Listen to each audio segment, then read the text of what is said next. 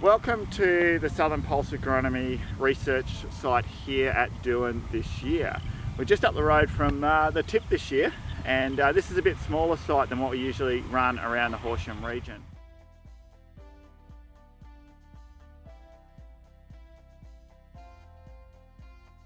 A little bit of background on this Southern Pulse Agronomy Research Site.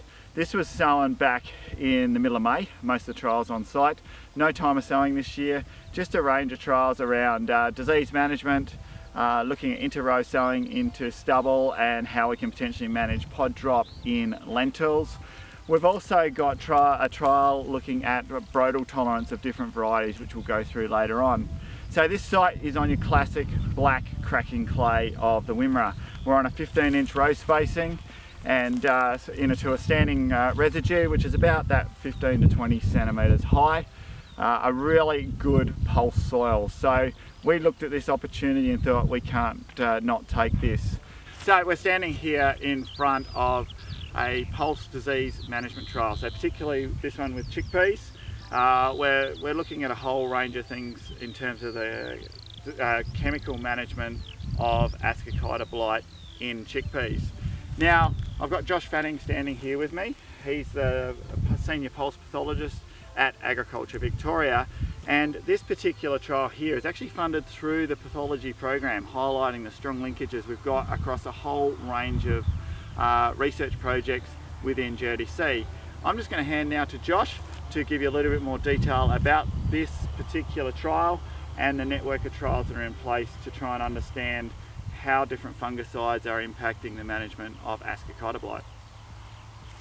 So this trial here is similar to Curio. We're looking at the newer chemistries and seeing what we can do with those newer chemistries such as bixafen plus prothioconazole or Aviator and tebuconazole plus azoxystrobin or Veritas. And there's some newer products coming on the market as well that we're testing out at NIL. But these trials are to look at those chemistries and see whether we can spray after we've seen the first signs of infection. Now this is more tailored at a mallee environment where you don't see disease as frequently as down here in the Wimmera, but we wanted to compare those two environments and see whether they may be applicable and what the difference between environment is with Chickpea Ascochyta blight.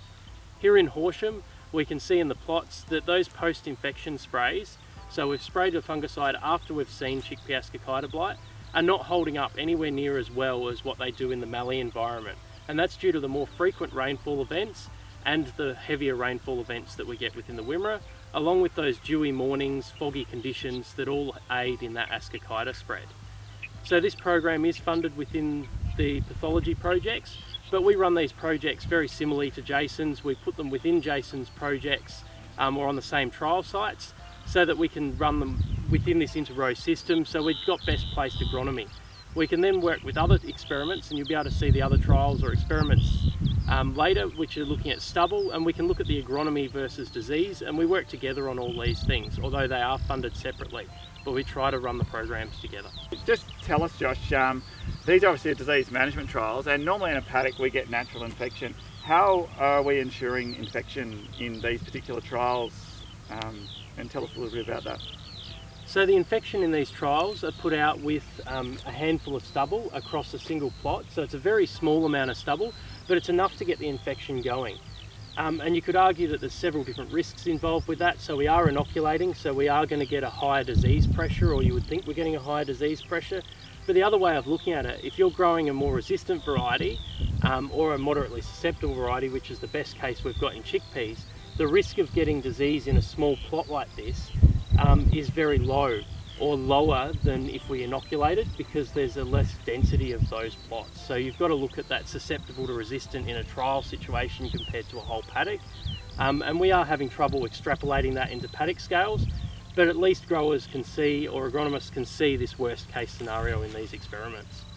So this plot here on my right is a plot of PBA Striker, which is a susceptible variety to Chickpea Ascochyta blight. So as we can see here, in a susceptible variety with that handful of stubble, we're getting very high infection levels. So by the end of the season we would expect no yield off this plot due to Chickpea Ascochyta blight. So comparatively, this is a plot of Genesis 090, which is rated moderately susceptible.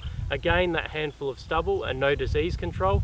And we can see that benefit of just that partial resistance in a moderately susceptible variety. So in comparison to our uncontrolled plots that we've just seen, this is a full chemical control. So we've applied multiple fungicides over the season, and this is PBA Striker. So in the absence of disease, this variety will yield quite well. In comparison, this is Genesis 090 with no disease.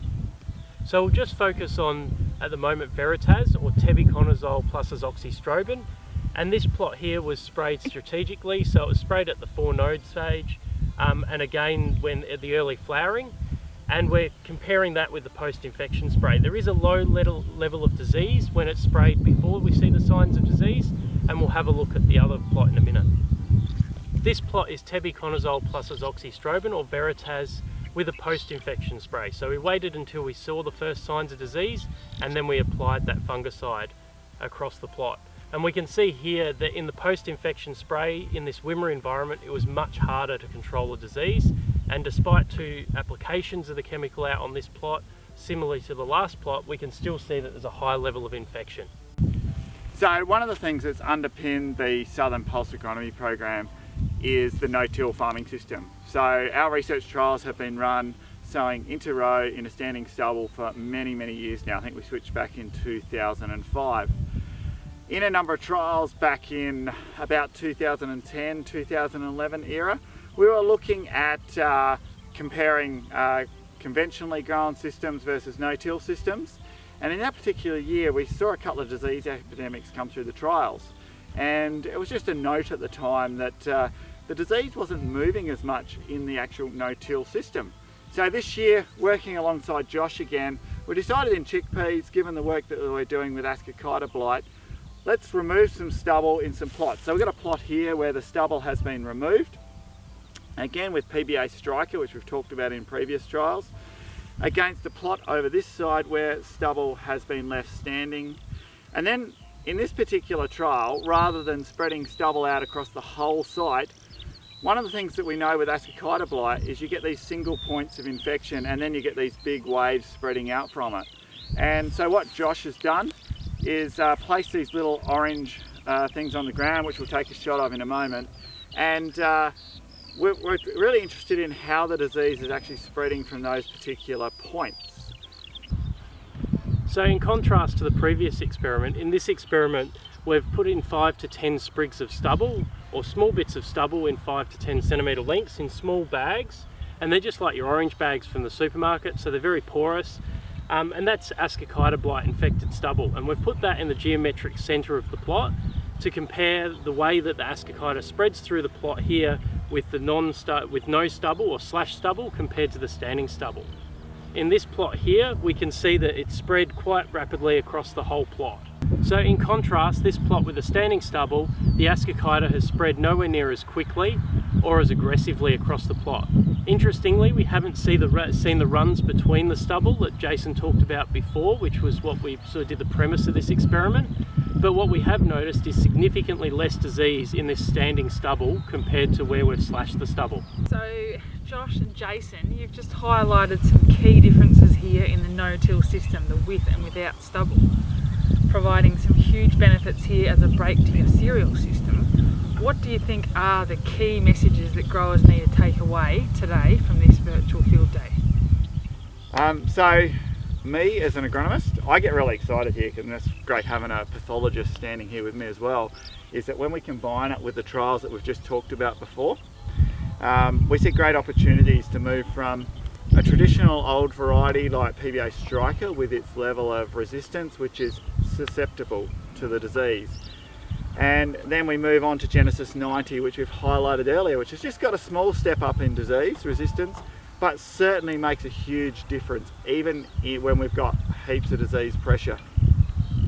We then combine that with the stubble retention system, and so we've actually seen a lot less disease in the actual stubble retention system first. So, and this is completely unsprayed. So we haven't actually sprayed these plots here, and we're seeing a lot less disease. And then we put it together with the fungicide strategies, which I'll hand to Josh on in a second, and suddenly we've got a package that really fits together. So is there anything more you'd like to add in there, Josh? It really is just combining both that agronomy as well as our fungicides, and bringing in that best placed disease and an integrated disease management approach. And it's tailoring that agronomy package to our variety, to our fungicide strategy, and you're getting that resistance by fungicide, by agronomy together to give you an overall or complete package and profitable crop.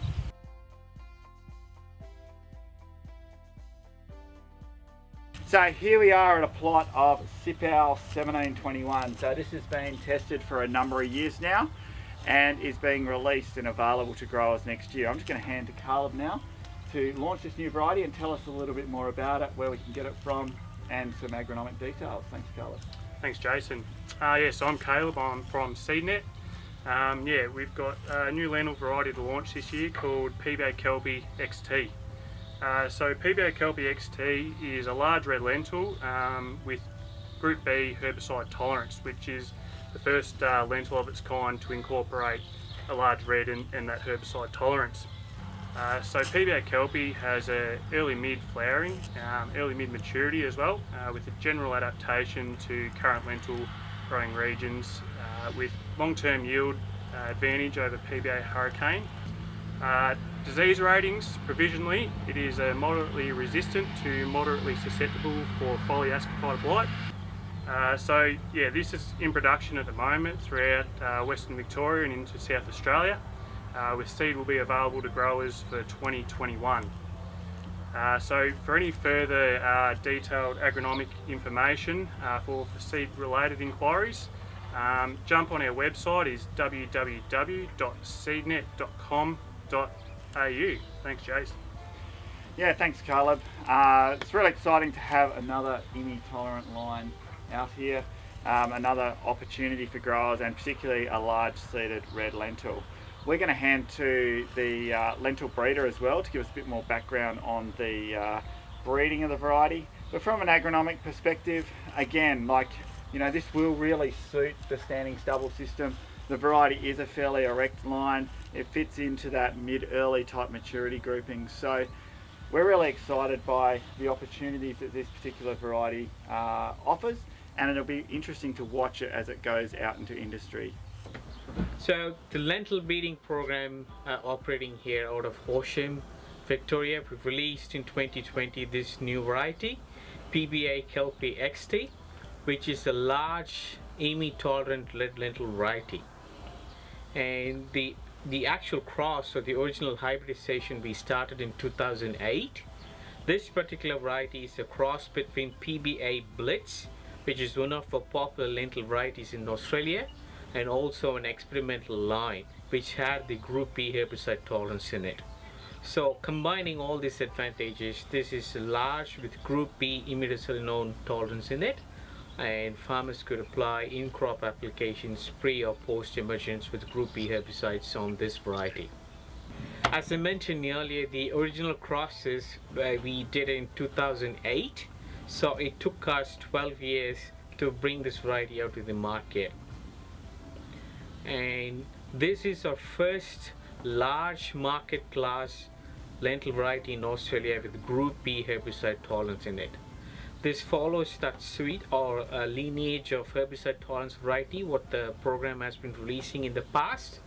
So this will be the fifth variety, following PBA Herald XT, PBA Hurricane XT, Hallmark XT, and Highline XT last year. So this will be the fifth one in the lineup which has the Group B herbicide tolerance in it. Lentil breeding program, we have been focusing on bringing in herbicide tolerant varieties, and presently we are working on incorporating dual tolerances like Group B and Group C herbicide tolerance into plant varieties. So that'll be a great option for farmers where they can spray in-crop applications using Group B and Group C herbicides.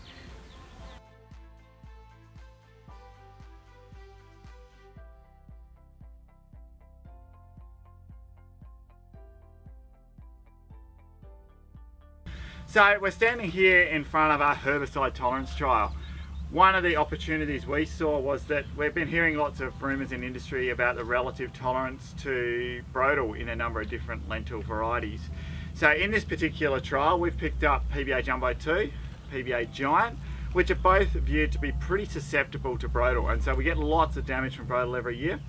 And we also included PBA Hallmark in this particular trial, and then the old variety PBA Jumbo, because Jumbo generally has that tolerance to a range of herbicides.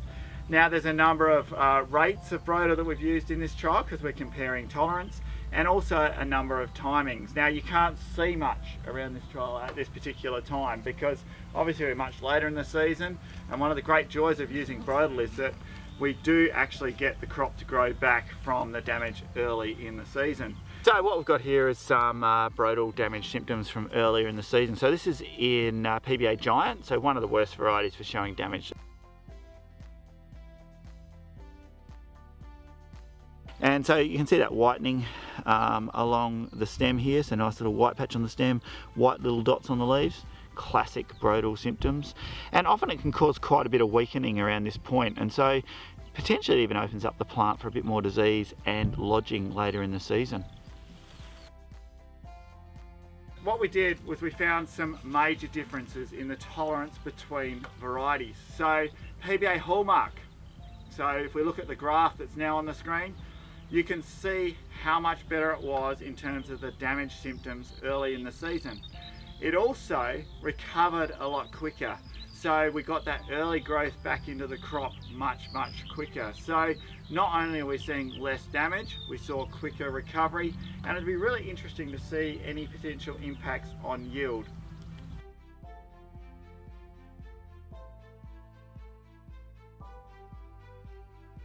I'm Janine Souness from PB Seeds, and we're the commercial seed partner for 2 new chickpea releases today. There's been a Kabuli and a Desi chickpea released from the National Chickpea Breeding Program led by Dr. Christy Hobson from New South Wales DPI. So it's great to see 2 chickpeas coming to that program today. Here we are at Dooen at the Southern Pulse Agronomy field site in the heart of the Wimmera. So this variety called PBA Magnus is a Kabuli chickpea, which is a great fit for this region. So some of the features of this variety are it's the largest Kabuli type released, so it's predominantly going to have a large amount of 9mm seed size compared to varieties such as Kalki or Almaz. It's got a plant type similar to a Genesis 90, it's a bit more spreading, and it's also got similar Ascochyda tolerance as Gen 90 or Kalki, so rated moderately susceptible. So a really good variety for this region, and we'll look at some seed samples of it to show you what it looks like.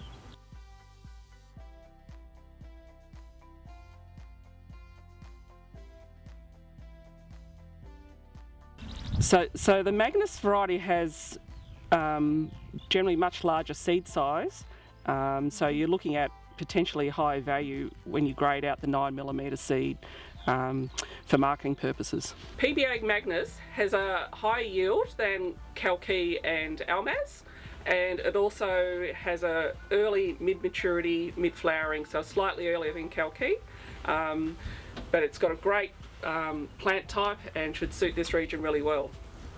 So our second chickpea variety released today is CBA Captain Desi chickpea, and this one has a key fit in the mallee area. It's a nice tall variety, so it's taller than your striker and slasher, and it's also got the lowest pod height is up higher, so excellent variety for harvestability. It's similar to the other Desi types that it's susceptible to Ascochyda, so beware, it'll be similar to striker and slasher. Now its yield is about similar to Genesis 90, and its market type is that Jimbo type grain for Desi markets, which is grown pretty widely in northern New South Wales and Queensland, so there's a really good market type for its grain. Compared to your slasher and striker chickpea, the Captain is significantly taller, and the lowest pod height is up higher, so great for harvestability. It also does have good lodging resistance as well. For both varieties, there'll be good seed available for planting in 2021 from PB Seeds, so contact us, and also there'll be more information, the brochures available on our website, www.pbseeds.com.au.